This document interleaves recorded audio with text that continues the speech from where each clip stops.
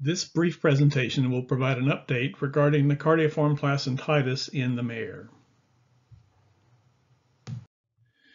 Now, this disease was first described in central Kentucky in the mid-1980s, and we've had numerous outbreaks of Nocardioform placentitis since that time, most recently in this current foaling season. The disease has also been reported in a number of other states in the U.S. as well as other countries, including Europe, South Africa, New Zealand, and Australia. And it's an interesting disease. It's associated with a group of gram-positive branching actinomycetes, which include organisms such as Amycalotopsis, Crosciella, a number of streptomyces, as well as Nocardia and others that have been identified from these lesions. So most of these cases appear in mares in late gestation or at term. If we see abortions, they're usually in the last trimester, and the pathologists characterize this as really a quiet inflammation of the placenta that does not have infection of the fetus. And in fact, the major lesion that we deal with here is really one of placental insufficiency because of the damage that occurs to the chorioallantois.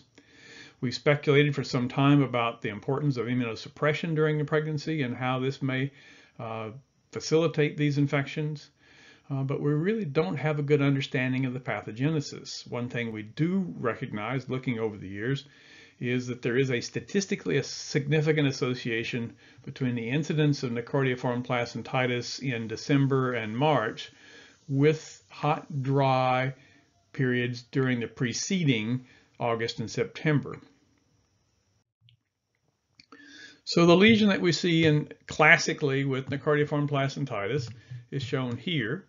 You see here the chorionic surface of a term placenta, nice red velvety surface, but we also have this large avillus area, usually located ventrally or in the base of the gravid horn or in the horns, covered with a tan mucoid exudate. Ultrasonographically, when these mares are scanned transabdominally, one of the things that we see as the disease progresses is large areas of separation between the endometrium and the chorion with the accumulation of hyperechoic fluid. Now, as I said earlier, there have been numerous epizootics of this disease occurring in particular in the late 90s, again in 2011, and also in 2017, as well as in 2020, and the numbers here are in fact incomplete. And I mentioned also that there is a significant and relatively strong association with climate, so that when we see dry years in August and September, the number of cases of Nocardioform placentitis the following foaling season go up. And conversely, when we see hot temperatures in August and September, we see a greater likelihood of increased incidence of these cases in the following December through April. Now, to put some perspective on these conditions, this is looking at data from the UK Veterinary Diagnostic Lab for a period of 5 years in terms of looking at the number of reported cases or diagnoses of abortion and placentitis, which you see here rank up near 1,000 cases, compared to Nocardioform placentitis during the same 5-year period of about 200. So it is much less a problem compared to most abortion diseases and placentitis or ascending placentitis in the mare, but it's still in some years a significant concern. As I mentioned, in this current year, 2020, we've seen another increased incidence of Nocardioform placentitis. The diagnostic lab reported to date about 207 cases of these. 92 were abortions or dead neonates. Putting that in some perspective relative to the thoroughbred population in central Kentucky, that represents an incidence of about 2.5% of registered foals in central Kentucky. As I mentioned, we've made some attempts to try to induce this disease. Igor Kiniso, when he was working in the lab, did a series of experiments inoculating pregnant mares at around 6 months of gestation. We did intravenous, we did oral or interpharyngeal inoculations. Basically, we were unable to induce the disease. So the pathogenesis of this disease remains poorly understood. In 2020, we did generate some demographic data looking at a number of these cases, and relative features that I'll point out quickly include the fact that the incidence of Nocardioform placentitis was higher in older mares, or the mean age of mares with Nocardioform placentitis was higher. As you might expect, with a placental insufficiency, birth weights of foals with mares with Nocardioform placentitis is lower. Mares with Nocardioform placentitis were more likely to demonstrate premature mammary development. In fact, about 50% of mares with Nocardioform placentitis had some type of premature mammary development, but not vulvar discharge. If we look at foal demographics associated with the current Nocardioform placentitis problem we're seeing, you see in this slide that the lesion area, the size of the lesion on the placenta, is associated with neonatal outcomes. Dead foals, more of the foals from mares with large lesions were dead or non-viable at term compared to live. The proportion of dead foals in the Nocardioform mares compared to the controls was significantly higher, with almost 25% neonatal mortality. And the weight of foals, or birth weight of foals, here is inversely related to the lesion area size. So again, as the lesion becomes larger, foal weights tend to be smaller. So again, it principally is a problem of placental insufficiency. Now, in 2017, we had the opportunity to gather samples from mares immediately postpartum that foaled with Nocardioform placentitis, along with a set of control mares. We won't spend much time on the demographics. Basically, there were 6 cases of Nocardioform placentitis, 4 cases used for control placenta. Of these 6 cases, 5 had live foals, 1 was a dead foal at about 300 days gestation. We excluded this because it was not term. And we also excluded 1 Crosiella. So we ended up with 4 mares with amyloidopsis and 4 controls. These placental tissues of the chorioontos were submitted for RNA sequencing. Here you see the histologic changes that we typically associate with Nocardioform placentitis.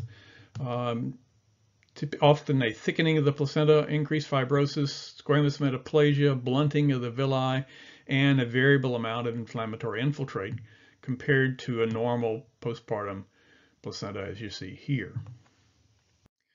Now, in addition to looking at pathways, Hassam El-Sayed, working in our group, has done a great job of trying to put together some of this information in flowcharts, which helps us understand all the changes reflected in the transcripts or genes that we're studying. And so if we start in this case with Nocardioform placentitis, one of the first changes that occurs is through so-called pattern recognition receptors, such as toll-like receptors and node-like receptors. These are the earliest mechanisms for the host to recognize a bacterial pathogen.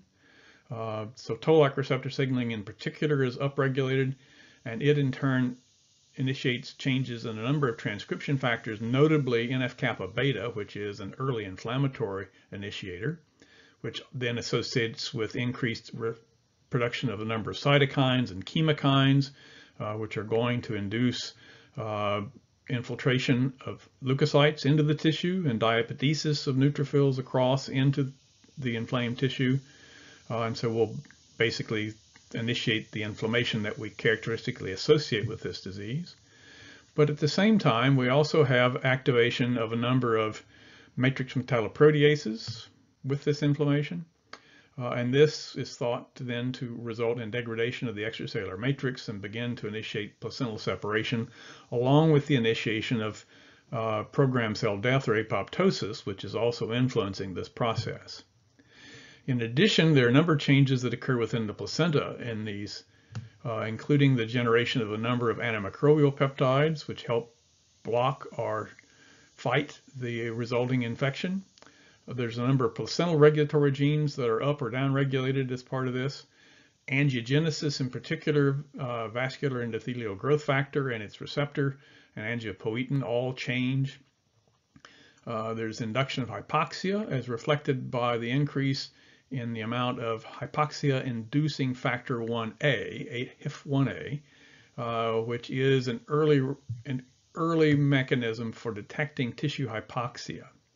In addition to these changes, we see changes associated with transport of nutrients such as glucose, amino acids, fatty acids, and vitamins across the placenta. There are changes or reduction in insulin-like growth factor signaling, upregulation of the binding proteins, and downregulation of the receptor and IGF-2, which are important in placental function.